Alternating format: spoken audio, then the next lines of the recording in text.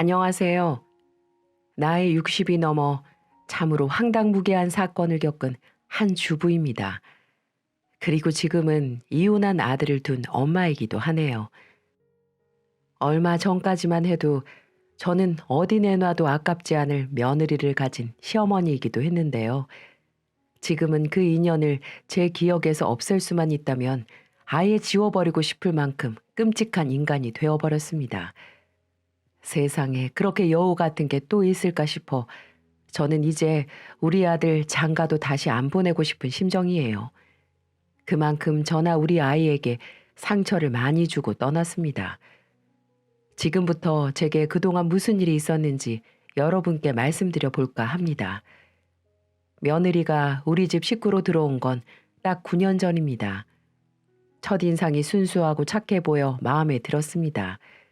우리 아들도 꽤나 많이 좋아했는지 눈에서 꿀이 뚝뚝 떨어지기에 우리 아들이 좋아하는 아이라면 좋은 사람이겠거니 생각하며 흔쾌히 결혼을 허락해 주었죠. 상견례를 진행하면서 처음 보게 된 사돈댁 어른들은 두 분 다 공무원 생활을 했던 분들인지 몰라도 참 선하고 딱 부러지는 성격이었어요. 애들이 저렇게 좋다고 난리니 우리 부모들이 열심히 응원을 해줘야겠죠. 우리 딸이 아직 부족한 게 많지만 우리 사부인이 많이 가르쳐 주시고 잘못하면 혼내키기도 하면서 잘 이끌어 주시면 감사하겠습니다. 아이고, 무슨 말씀이세요? 우리에게 이렇게 예쁜 며느리를 보게 해줘서 우리가 더 감사하죠. 요즘 시대에는 부모들이 이래라 저래라 하는 시대는 지난 것 같더라고요. 아마 우리가 나서지 않아도 애들은 잘 살 겁니다. 이렇게 서로 덕담을 주고받으며 좋은 분위기 속에 상견례를 마칠 수 있었고, 결혼 과정에서도 한 번도 트러블 없이 무사히 결혼을 시킬 수 있었습니다. 결혼 이후에도 사돈네와는 가끔 연락을 하고 지내기도 했고, 같이 몇 번 여행도 가기도 했었답니다. 그리고 아들 부부도 결혼하고 나서 한 번도 싸우지 않을 만큼 잘 지내는 걸로 보였어요. 모든 부모들의 마음이 저와 같겠지만 4배로 낳은 자식이 이렇게 커서 결혼까지 했다는 게 믿겨지지가 않은 적이 한두 번이 아니었습니다. 그래서 저는 아들 부부가 부족함 없이 잘 지낼 수 있도록 가끔 반찬을 아들 부부 집에 전해주러 가곤 했는데, 그럴 때마다 며느리는 제 어깨도 주물러주고 다리도 주물러주면서 뭐하러 이렇게 무겁게 반찬을 가지고 오시냐며 제게 핀잔을 주기도 했습니다. 그런 모습이 참으로 사랑스럽기까지 하더군요. 어머님, 여기까지 또 버스 타고 오신 거예요? 이 무거운 반찬을 들고요? 아유, 제가 일주일 전에도 힘드시다고 이렇게 발걸음하지 마시고 저 써먹으라고 말씀드렸잖아요. 이렇게 힘센 며느리가 있는데 왜 어머니가 사서 고생하세요? 앞으로는 꼭 언제든지 저를 시키세요. 아시겠죠? 아니다. 너네들 바쁜 거 뻔히 아는데 뭘 그런 고생을 하니? 나는 할 일이 없는 사람이라 이렇게 너네들한테 반찬을 갖다 준다는 핑계로 자식들 얼굴 한번 보는 게 내 유일한 낙이야. 그건 그렇고 어째 내가 저번에 갖다 준 반찬은 다 먹었니? 입맛에 맞았어? 그럼요. 일주일 전에 갖다 주신 거 전부 다 먹었어요. 역시 우리 어머니 음식 솜씨는 못 따라온다니까. 우리 어머니 최고예요. 최고. 그때 당시 며느리는 임신 중이었기 때문에 제가 옆에서 할 수 있는 건 해주고 싶었습니다. 저도 제 인생 처음으로 첫 손주를 볼 수 있다는 기대감에 제가 더 좋아했던 것 같아요. 그래서 뱃속에서 부디 건강하게 자라길 바라는 마음으로 시금치, 나물, 돼지불백, 전복죽 등을 집에서 만들어서 갖다 주곤 했었죠. 그런데 그날은 느낌이 좀 이상했습니다. 제가 반찬들을 정리하고 주방 쪽으로 향하려고 하는데 자꾸 며느리가 본인이 하겠다면서 저를 말리더라고요. 저는 더 그게 이상해서 꾸역꾸역 반찬들을 들고 주방에 갔는데 세상에나 저는 음식물 쓰레기 봉투를 보고 깜짝 놀라고 말았어요. 제가 일주일 전에 갖다 준 반찬들이 전부 버려져 있는 겁니다. 분명 조금 전까지만 해도 맛있게 잘 먹었다고 말한 며느리였는데 실상은 먹어보지도 않고 전부 버린 거였어요. 이게 지금 어떻게 된 일이니? 맛있게 전부 다 먹었다면서 왜 음식물 쓰레기에 버려져 있는 거야? 아, 어머님, 죄송해요. 제가 요즘 입덧이 심해져서 냉장고에 넣어놓고 안 먹었더니 쉰 냄새가 나더라고요. 남편도 요즘 바빠서 아침 저녁은 회사 나가서 먹고 오거든요. 그래서 도저히 먹을 수 없어서 버렸어요. 힘들게 싸주셨는데 죄송합니다. 며느리는 이렇게 진심으로 잘못했다고 용서를 구하더군요. 솔직히 마음이 안 좋긴 했어요. 이 반찬들을 만들 때 우리 며느리가 맛있게 잘 먹을 거라 상상을 하고 만들었는데 쓰레기통에 버려져 있다니. 하지만 음식이 냄새 나서 못 먹었다고 하는데 더 이상 뭐라고 할 수도 없는 노릇이었습니다. 그래, 알았다. 음식 잘못 먹으면 배탈 날 수 있으니 조심해야지. 그럼 오늘 싸운 거라도 같이 먹자꾸나. 나도 밥을 안 먹어서 배고프네. 어머니, 저 조금 전에 밥을 먹어서 배가 고프지 않는데 어머님이라도 드세요. 제가 차려드릴게요. 며느리는 이렇게 말하며 저와 같이 밥을 먹기를 거부하더군요. 결국 저는 혼자 밥을 먹기도 그래서 며느리에게 쉬라고 하고 버스를 타고 집으로 갔습니다. 그날 이후부터 며느리는 점점 당돌해지기 시작했어요. 반찬 사건 이후로 내가 모든 걸 다 받아주니 목소리가 커지기 시작했습니다. 손녀딸이 태어나면서부터는 이 집에 대장 노릇을 하려고 하더군요. 어머님, 미역국 좀 끓여주세요. 라고 말하면 저는 정성스레 끓여다 바쳤습니다. 하지만 돌아오는 대답은 고맙다가 아니라 제게 핀잔을 주기 일쑤였어요. 국이 짜잖아요. 이제 간도 못 맞추세요? 도로 가져가세요. 이렇게 말을 할 때도 있었고 손녀 돌보는 게 힘들다며 제게 일주일 동안이나 갓난아기를 맡긴 적도 있었습니다. 심지어 아기를 맡기고 일주일 동안 어디를 간지 아시나요? 알고 보니 친한 친구들이랑 여행을 갔더라고요. 그래도 저는 참았습니다.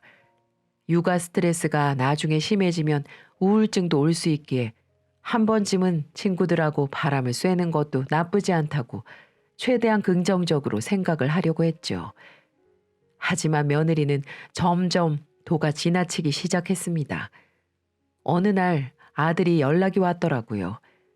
술을 왕창 먹었는지 인사불성이 돼서 제게 전화가 왔더군요. 엄마, 요즘 아내가 점점 이상해져.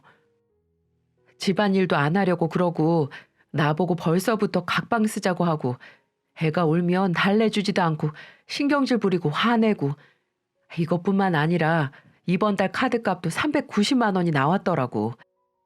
카드 내역을 안 보여주니 어디에 쓴지는 모르겠지만 나 너무 힘들다. 뭐? 390만 원? 네 월급이 350인데 390이라고? 미친 거 아니니? 너네 지금 집 대출에 자동차 대출에 나갈 돈도 많잖아.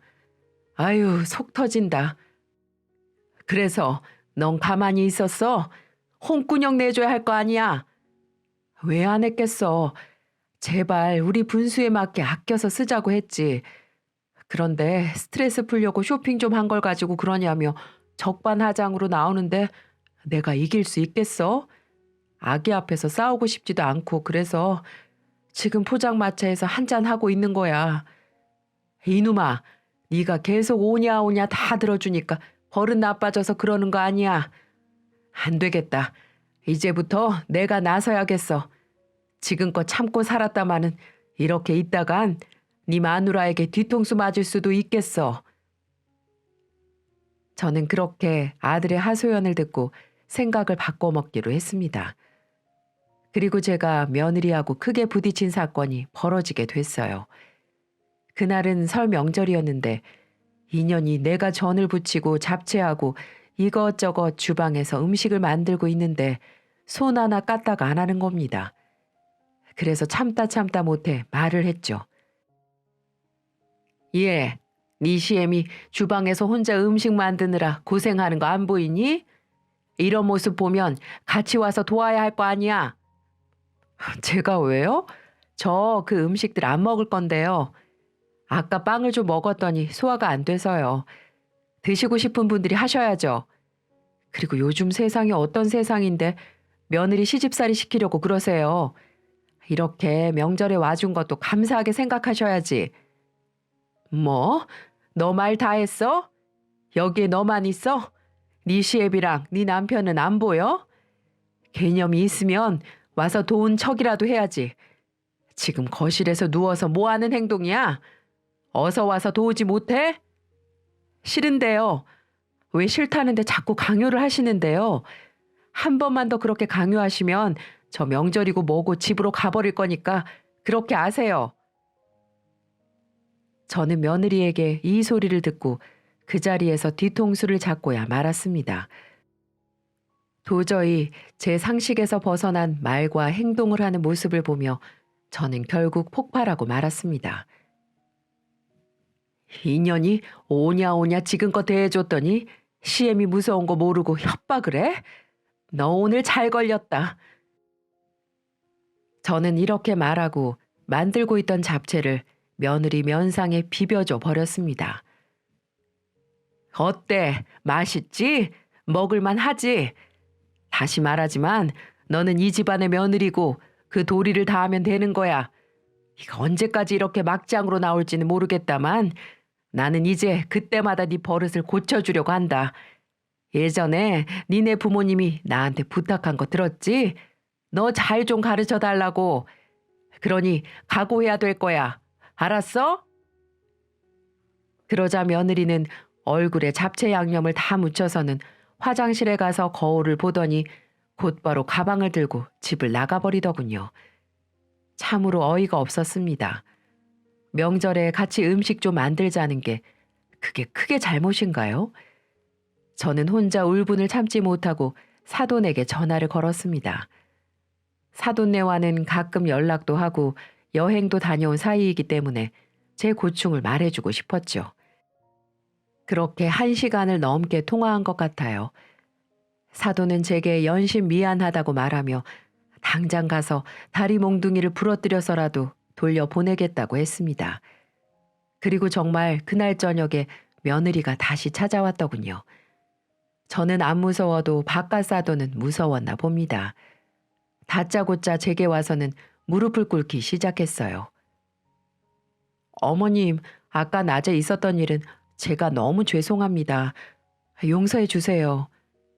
아니, 내 말은 기뚱으로도 안 듣던 애가 네 부모님은 무서웠나 보구나. 왜 또 눈 부릅뜨고 대들어야지. 내가 원 살다 이런 개 같은 경우는 처음 겪어본다. 어머님, 제가 이렇게 사과드릴게요. 요즘 제가 산후 우울증이 와서 저도 많이 힘든 상태예요. 앞으로는 그래도 어머님한테 지킬 건 지키고 며느리로서 역할은 다 하도록 하겠습니다. 그러니 화 푸시고 기분 좋은 명절인데 우리 즐기면서 놀아요, 어머니. 며느리가 이렇게 말을 하며 용서를 구했습니다. 그러자 옆에서 듣고 있던 제 남편도 한마디를 건네더군요. 산후 우울증을 내가 안 겪어봐서 모르겠다만 한 번만 더 오늘 같은 상황이 발생되면 그때는 내가 가만히 있지 못해. 아무리 좋고 싫고를 떠나서 시애미한테 그렇게 행동해야 되겠니? 앞으로 지켜볼 테니 행동 조심하도록 해. 군인 출신인 남편은 딱 하고 싶은 말만 하면서 안방으로 들어갔습니다. 며느리는 네, 알겠습니다. 아버님, 어머님 그러더니 곧장 앞치마를 두르더니 주방에서 음식을 하기 시작하더군요. 얼마나 배겨시 같던지. 아무튼 그날은 어찌 넘어갔습니다. 그 이후에 며느리는 조금씩 변하기 시작했어요. 가끔 안부 전화도 하고 손녀딸도 잘 키우는 것 같았고요. 그래서 그나마 다행이라고 생각을 하고 세월을 보냈습니다. 그렇게 8년이라는 시간이 흘렀어요. 정말 8년 동안은 아무 일도 없었습니다. 하지만 8년이 지난 시점부터 며느리의 행동이 다시 이상해지기 시작했습니다. 그날은 제 생일이었습니다. 그래서 아들네 부부와 오랜만에 식사를 가지기로 한 날이었죠. 그런데 약속 시간이 지났는데도 아들네 부부는 올 생각을 안 하는 겁니다. 남편은 기다리다 못해서 전화까지 하며 "왜 이렇게 안 오냐? 어디야?" 라고 하며 아이들을 기다렸는데 아들에게서 들려오는 소리는 "아빠, 죄송해요. 이 사람이 좀 머리가 아프다고 해서 늦게 나왔어요. 거의 다 왔으니까 조금만 더 기다려 주세요." 라는 말이었어요. 도대체 며느리의 상태가 어떻길래 시부모님과의 약속도 늦는 걸까 싶었지만 그것도 저는 이해해 주었습니다. 그런데 며느리는 제게 "생일 축하드려요" 라던지 "늦어서 죄송합니다" 라는 말도 없이 뻔뻔하게 그 자리에서 오자마자 지 친구랑 통화를 하더군요. 그걸 보다 못한 남편이 "지금 뭐 하는 거야? 여기 어른들 기다리고 있는 거 안 보여? 당장 전화 끊지 못해?" 라고 호통을 치는 바람에 며느리는 그제서야 입을 삐죽이며 전화를 끊었어요. 황당한 며느리의 태도를 보면서 요즘 계속 저러냐는 의미로 아들을 쳐다봤습니다. 그랬더니 아들의 표정에서 딱 이게 읽히더라고요. 그냥 저게 일상이야 라는 의미 말이죠. 저는 일단 남편이 혼을 내놨으니 조금 더 지켜보기로 했어요. 하지만 며느리의 상태는 생각보다 훨씬 더 가관이었습니다. 한 차례 남편이 호통을 친 후 살짝은 무거운 분위기 속에서 밥을 먹게 되었어요. 우리 예쁜 손녀만이 할머니인 저에게 "할머니, 고기 맛있어, 고기" 라고 이야기를 하며 분위기를 풀어주고 있었죠. 손녀의 애교 덕분에 조금씩 풀어지려고 하는 분위기 속에서 우리 며느리의 한마디로 인해서 또 한 번의 얼음이 끼얹어진 듯한 상황이 발생해 버리고 말았습니다. "당신 밥 좀 똑바로 먹을 수 없어? 진짜 개걸스럽게도 먹네. 내가 당신 밥 그딴 식으로 먹는 거 역겹다고 했잖아. 진짜 토 나온다고." 며느리는 제 시부모가 있다는 것도 잊은 건지 아니면 알면서도 개의치 않아 한 건지 아들에게 막말을 쏟아내더군요.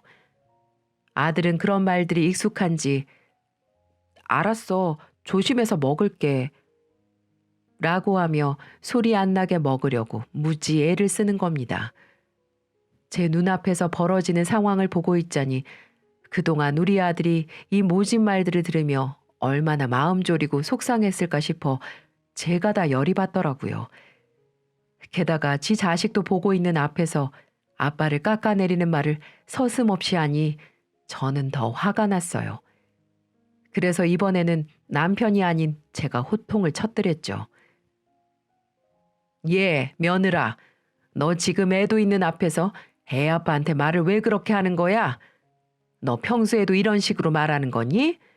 어른 앞에서도 이렇게 얘기하는데 우리 없으면 더 심할 거 아니야.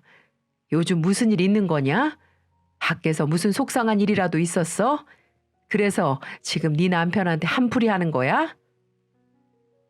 저는 화가 난 나머지 속사포처럼 며느리에게 말을 쏟아냈습니다.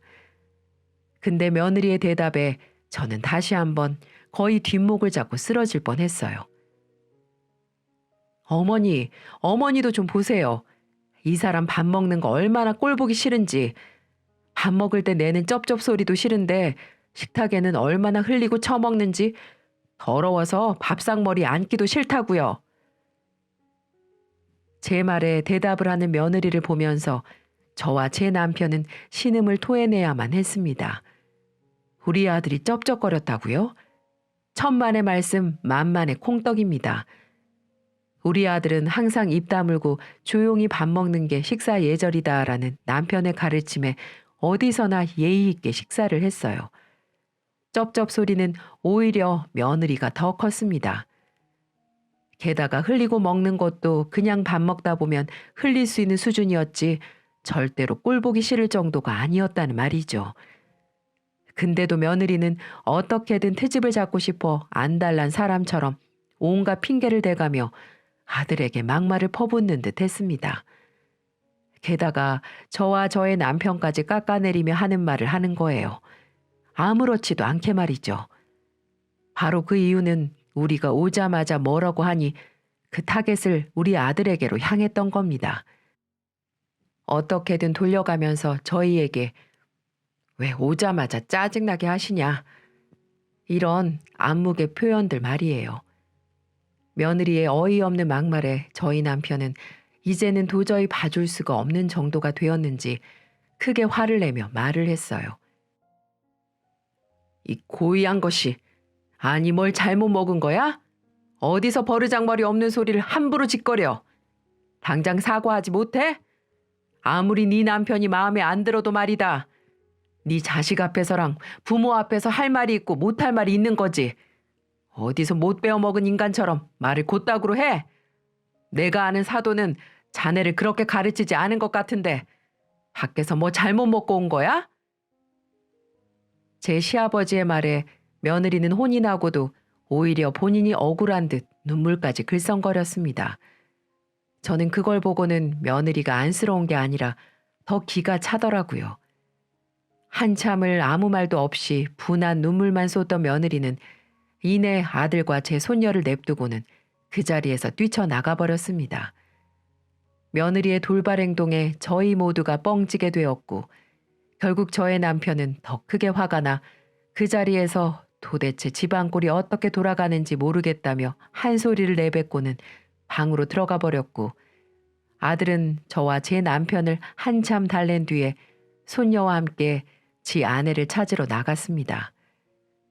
폭풍과도 같았던 시간이 한 차례 지나가고 나서 저와 남편은 이해할 수 없는 상황에 그저 혀만 끌끌 차고 있었고 아들은 한참이 지나서야 아내를 찾아 집으로 돌아왔다고 연락을 해주더군요.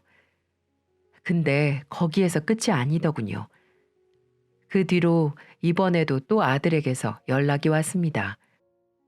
이번에도 참으로 통탄할 만한 일이었는데 아들은 저에게 아주 어려운 이야기를 하듯 전화를 걸어 말을 했습니다. 저는 그 이야기를 한번 듣고 나서 이번에도 화가 나 며느리에게 싸지르고 싶었죠. 아들이 저에게 전한 말은 바로 반찬 좀 만들어서 집으로 보내달라는 거였습니다. 결혼 초기 때 자주 반찬을 해줬다가 며느리 입맛에 맞지 않는 것 같아 그동안은 잘 보내지 않았었는데 대뜸 연락이 와 반찬을 보내달라는 아들을 보고 조심스럽게 물었죠. 반찬? 그래, 반찬은 언제든지 보내줄 수 있다마는 며느리가 요즘 밥상을 안 차려주니? 밥을 안 해. 그냥 아예 집안일에 관심이 없어. 밖에서 뭘 하고 다니는 건지 맨날 집에도 늦게 들어오고 제발 일찍 좀 다니라고 해도 자기 구속하지 말라고 짜증만 내고 그래서 요즘 내가 일 끝나고 와서 집안일 빨래 다 한다니까. 그래서 반찬까지는 만들 시간이 없어서 죄송하지만 엄마가 좀 반찬 보내줘요. 저는 아들이 하는 말을 도무지 믿을 수가 없었습니다. 도대체 며느리는 뭘 하고 다니는 건지 참 이해가 안 되더라고요. 그래서 제가 한 번 더 혼을 내겠다고 했더니 아들이 제발 그러지 말라고 말리던 거 있죠.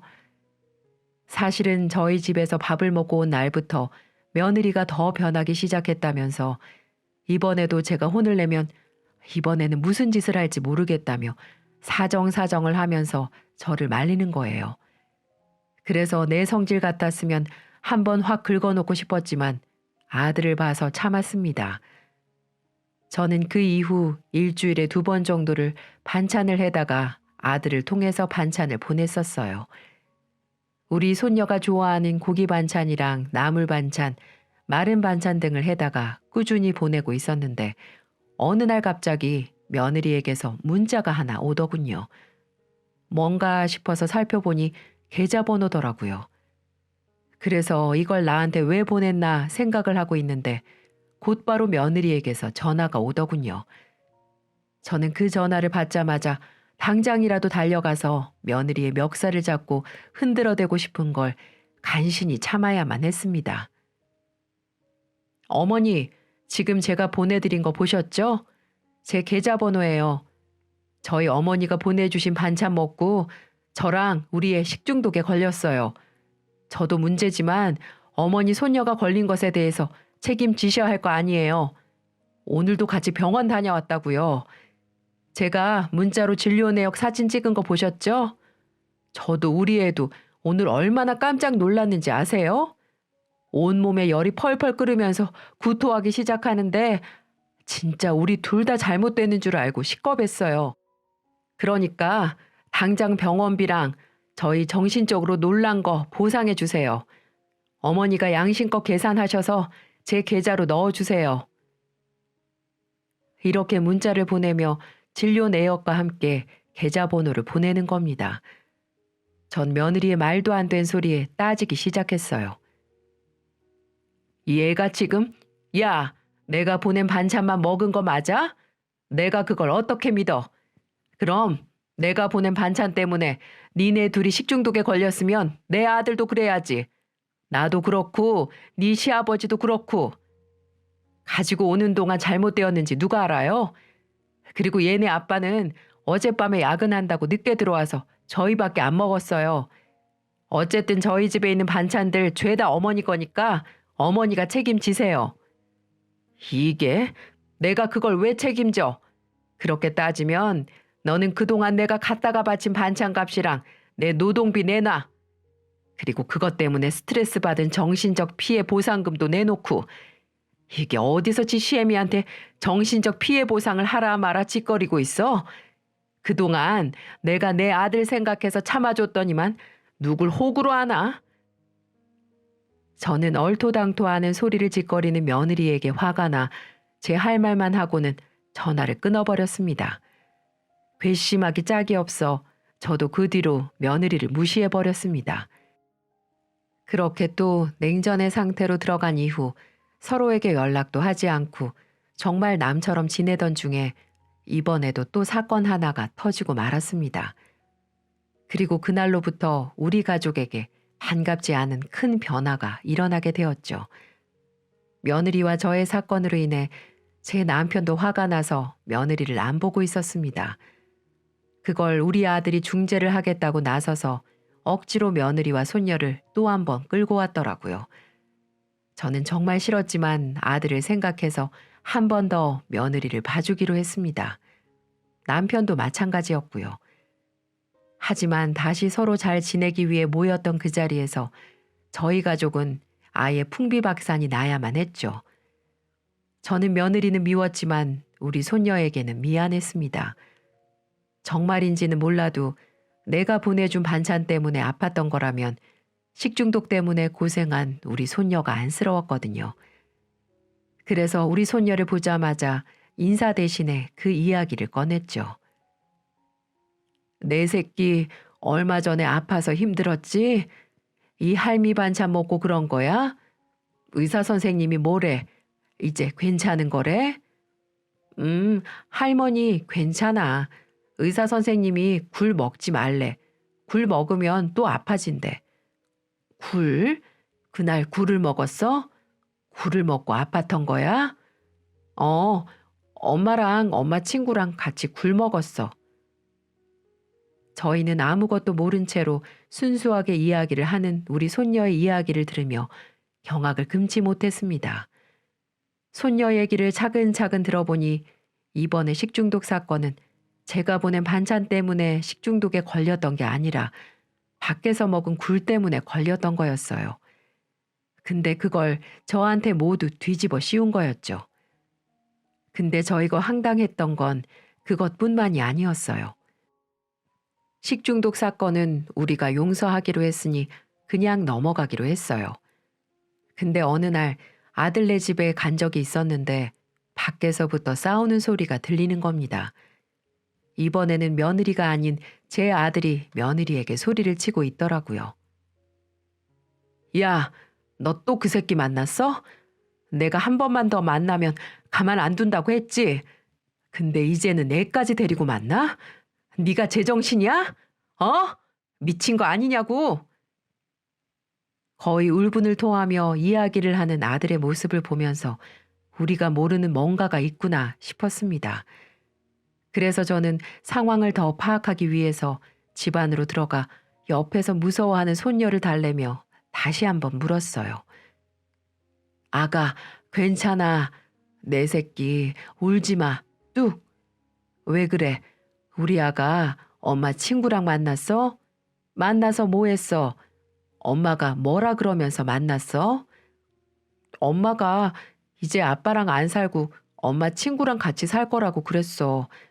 그래서 아저씨가 나랑 친해지고 싶어서 만나는 거라고. 내가 아저씨랑 친해져서 아빠한테 같이 살기 싫다고 말을 해야 한다고 그랬어. 그래야 엄마랑도 같이 살 수 있는 거라고. 저는 우리 손녀의 말을 듣자마자 모든 상황이 이해가 되었습니다. 이 며느리는 그동안 바람이 나서 제멋대로 굴었던 거였어요.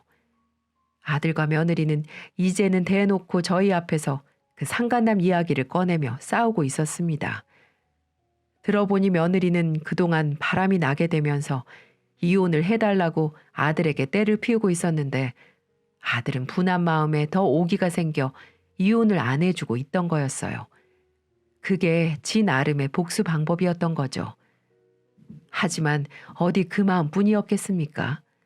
그 깊은 속 안에는 가정을 지키고 싶은 마음도 컸을 거라 생각이 들더군요. 저는 그동안 혼자서 끙끙 앓았을 우리 아들이 불쌍해 그 자리에서 바로 가 며느리의 뺨을 있는 힘껏 쳐버렸습니다. 그리고는 말했어요. 야, 당장 꺼져. 우리도 너 같은 며느리 필요 없어. 어디서 감히 애까지 데리고 나가서 바람을 피워? 이 짐승 같은 년아, 당장 이 집에서 나가. 그리고 다시는 찾아오지 마. 이혼해줄게. 아니, 너는 이혼 당하는 거야, 이년아. 애도 절대 너한테는 못 보내.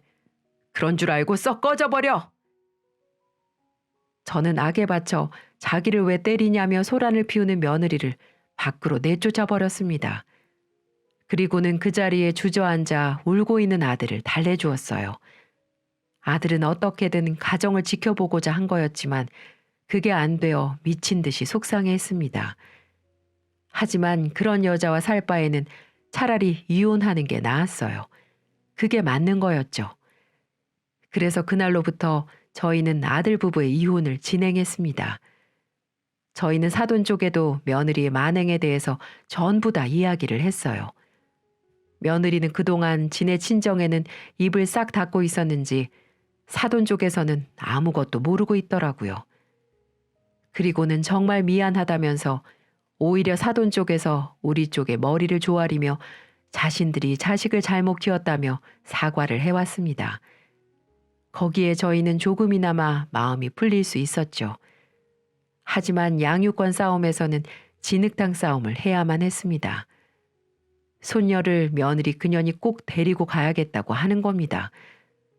바람피고 가정 파탄낸 주제에 지 뱃속에서 낳은 아이는 끔찍이 챙기고 싶었나 보네요.